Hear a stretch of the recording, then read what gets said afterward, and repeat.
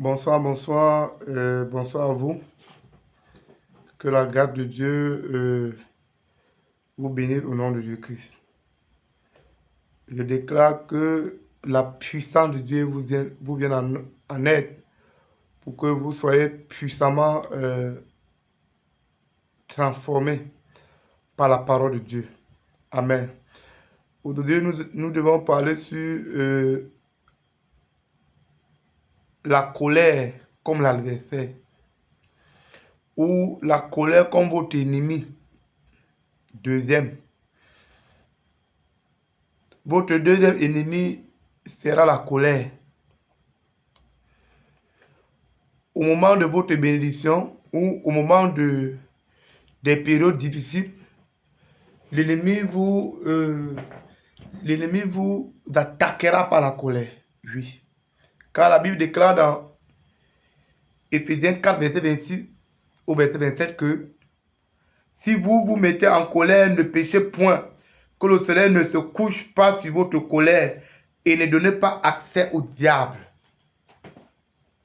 La colère donne accès au diable. Oui. La colère donne accès au monde des ténèbres. D'ailleurs même, lorsque votre vie spirituelle semble être normale dans le règne de l'esprit, lorsque vous menez une vie saine, lorsque vous menez une vie parfaite, lorsque vous avez une conduite parfaite, et que c'est difficile de vous déstabiliser dans le règne de l'esprit, vous devenez fort, le diable va commencer à vous attaquer physiquement à travers la colère. Le diable va faire ceci. Il va convoquer ses adeptes. Il va convoquer ses acolytes qui vous entourent de vous attaquer par la colère pour que vous le donnez accès à vous. Oui, la colère est extrêmement dangereuse. Je vous le dis. Extrêmement. Si tu es un homme que tu ne te maîtrises pas, mon ami, tu ne pourras pas aller loin. Demain, après la sexualité, le deuxième arme de Satan, c'est la colère. Oui. Vous voyez les gens colériques, ce sont les gens facilement manipulables. Les gens colériques, tu te mets trop en colère, c'est facilement manipulable. La colère est très dangereuse. Ah oui. Et méfiez-vous de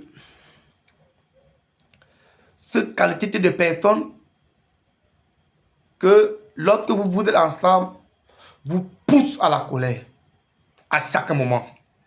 Ah oui, oui. Méfiez-vous. Méfiez-vous. Oui. D'ailleurs même, quand un sorcier est à côté de vous et que il veut vous attaquer spirituellement, mais que les portes sont fermées spirituellement, qu'est-ce qu'il fait? Il va vous provoquer. Tu vois une personne qui était tellement bien avec toi, mais tu vois, il te pousse à bout. Il se comporte d'une manière étrange. Tout cela, c'est pour te pousser à bout. C'est pour que vous lui donnez une porte d'accès à votre vie spirituelle.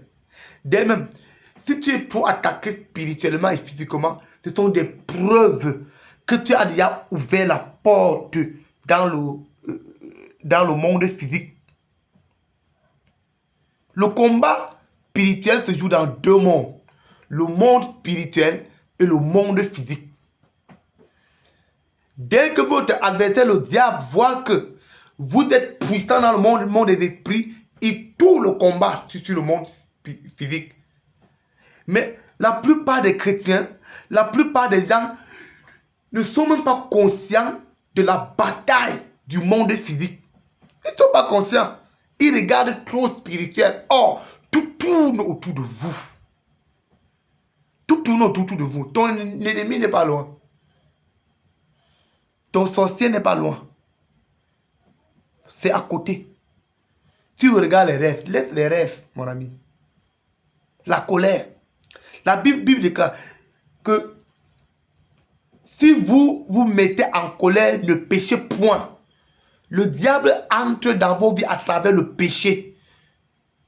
À travers le péché. Que le soleil ne se couche pas sur votre colère et ne donne pas accès au diable. La colère. La Bible déclare sur Jacques 1, verset 19 au verset 20.